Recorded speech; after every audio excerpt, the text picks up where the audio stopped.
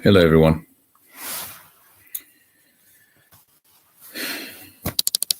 When bad times come, you must be prepared. And I prepared. This is not a bad time. This is a very unusual time.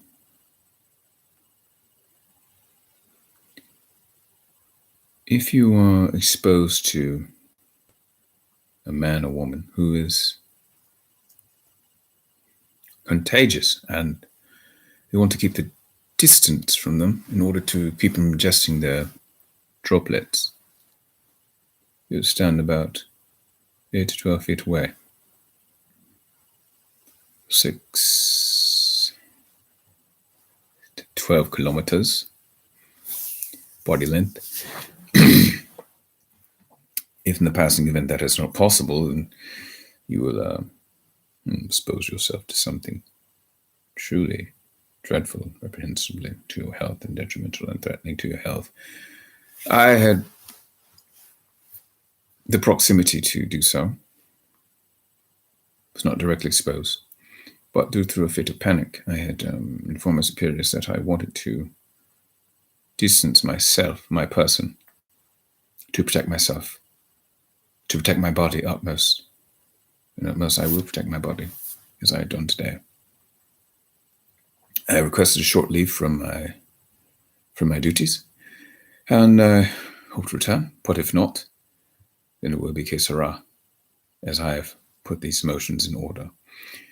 In a short task, I am utterly responsible.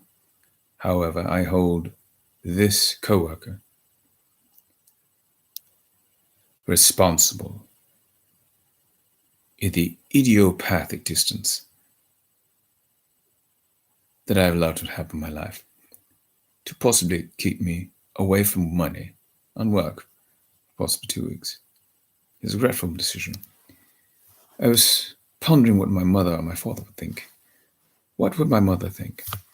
What would my father think of me? To abstain from work. I attended the clinic today. I took the general saliva swab. My results will be available from 2 to 4 days. Upon that time, I already have been fluxing from leisure and isolation in a small room. But my spirits have not been dampened. I feel pretty good about all this, because I hopefully will have enough time to complete my studies and activities, to which I have pushed off. And also, at the same time, will be preparing very vigorously for my driving test, and the written part and the part that is instructional, rather than the part that requires a vehicle and you don't have to drive. I hope it works. Will it work?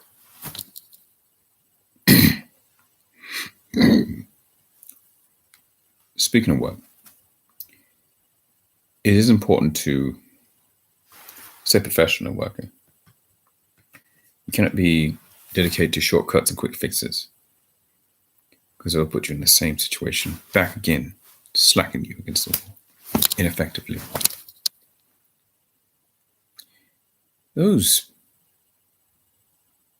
darker, or the folks that are darker, always wanting a quick fix, always wanting to support billion-dollar corporations instead of creating their own. I'm not a proponent of the RBGG movement. However, they do have a lot of points that you will figure out how X product was made and make a better version of it, or make a more superior version, a version of it that causes less human pain and is coming from a certain community, from the darker-hued peoples, those that are descendants of slavery. Well, I don't want to look at it that way. I just rather, and there's spoken of self-improvement, that it's the context of what they can do rather than the context of what someone else rigid standards think they should do, or they should be able to, I don't know, oversaturate the market in IT jobs and be a representative in educational positions. They should be corporate structures, be at the top, or simply middle management, whichever comes first. Middle management. Be represented in middle management, or else. But has it take several hundred years to do if you had these rough-hewn people in positions of power? Every single one of them was a bit of power and clothed in immense power. But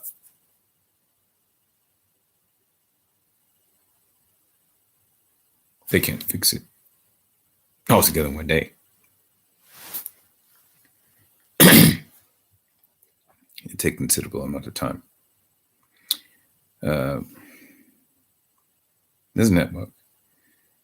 If you are, let's say, a dark-skinned woman that's marrying to a Caucasian family, you are a lawyer, and you're going there saying, see, I'm not the typical ostentatious maintenance black woman. I have a law degree. Well, sister, if you're marrying to that family as a lawyer, he has possibly 12 lawyers in his family, and 8 of them are still alive. And he probably has a little brother. That's 20. That is about to be sum cum laude, Harvard University, or even Northwestern Southern University. The point is that you're always outnumbered, and I don't mean that in a defeatist way. I simply mean it in just because you have an education does not entitle you to being better status or changing your caste. You can't change your caste because your caste is limited by its people, the number of people, and the historical inertia of that said group. So don't fall for the trappings of you have earned your notoriety to uni. In graduating from the uni, it does not entitle you to a certain standard of life or even a job to pay off the student loan debt that you have. Would you pay it off? You possibly could, but don't bank on it. Don't bank on it. You may not pay it off.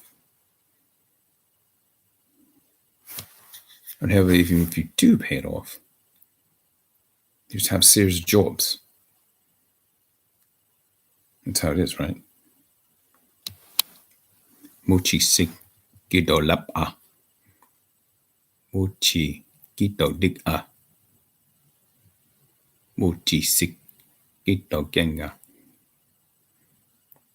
Mochi da ge jama. Yet sig gido chia.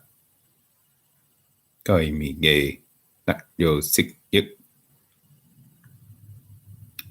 Mà coi bông coi hồi chung nhật đan. Coi bông ni hỏi cảnh xanh số. Coi bông ni ô cạch dục sĩ. Coi bông nữ ô chẳng chinh giá. Coi bông ni hồ chi trùng nhật. Và xịt đâu đi. Mi hỏi chụp cây. Bang trống. How many pills each time? How many spoonfuls each time? How many drops each time? How many injections each time? How many times a day? I've forgotten my medication. Could you write a prescription for me, please? I'm prescribing antibiotics. I'm prescribing a cough syrup. I'm prescribing a tranquilizer. I'm prescribing painkillers. Have lots of rest. Stay indoors.